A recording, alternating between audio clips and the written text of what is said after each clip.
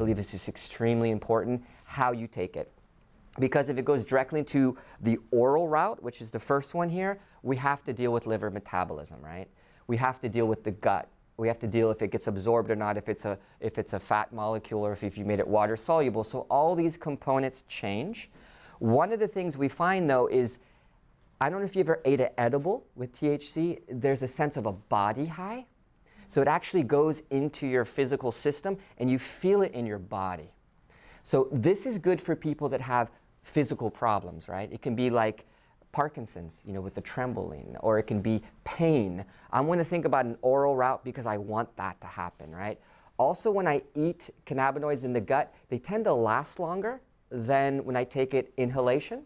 I don't know if you've ate a brownie or smoked a joint, you'll know right away, right? The joint will last you about 2 hours, where a brownie can last you up to 6. You're still high. So this absorption difference is different. So also, those are taken into account with the oral route.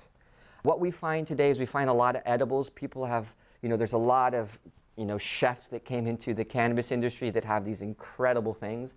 There's parties now where a chef come in and they'll medicate the foods. There's tomato sauces with THC. You can make a pizza. It's crazy. People are getting creative, right? So the edible route, you have gummies are huge, chocolate bars. People can enjoy it also when you eat it. So that's one. Also, obviously, tinctures on the medical side are the #1 market segment. If you look at the market research, people are used to tinctures. Tinctures are nice because it's easier to dose, right? Because you can add more on the tincture dropper.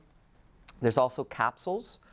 We have a product, capsules, coming out where we're actually doing adaptogenic formulas. So we have medicinal mushrooms, Chinese adaptogenic herbs with CBD.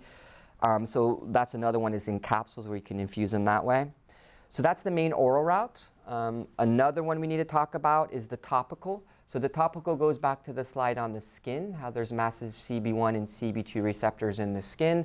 So again, we have salves, we have oil-infused products, things like we have roll-ons, for example. This is infused with oil, so MCT, which is the base of coconut oil. We also do a lot of skin penetration enhancers, things like lecithin and oleic acid, so we can get some transdermal. But then we can infuse it, like this one has arnica, for example. But we see oils in them. We have beeswax salves, tend to be the main ones on topicals we can find. In this symposium, I'm going to do a day of how to make them. So it's going to be a DIY course. We can't make them at the symposium, but you're going to leave with formulas and how to make these in your office, which could be awesome to add in. So that's 1-day symposium talk. Also, directly into the bloodstream. So this is not dealing with liver metabolism. The bioavailability is there. So transdermal is one. There's several companies do transdermal patches like our company. This tends to be the baseline for a lot of people that are using cannabinoids, because you can get effect for, our patch lasts 3 to 4 days. The majority lasts 8 hours. Ours are better. Kidding. But you get this really baseline, which I love with transdermal. So on our product, for example, if you have low back pain, or if you have, colitis, or if you have menstrual cramps, you put it on that area. So you can get this really concentration in that where you want it administered. And then you need to often titrate. Titration comes, the best way, believe it or not, is smoking it or vaping it. The reason is it's the fastest way you can take a substance on onset, meaning within 15 seconds it's systemic. The only thing faster than that is if you inject it, which we can't, right? So if I have breakthrough pain, or if I have, like, for example, a patch as a baseline and I want to add more quickly, have them vape. And most vapes, like ours, every time you vape, it's about 1.25 milligrams. So we can start to titrate up and down by puffs of vape, for example. Vapes are a little bit safer, obviously, than smoking. Smoking is combustion, and there's some things we don't like in smoking.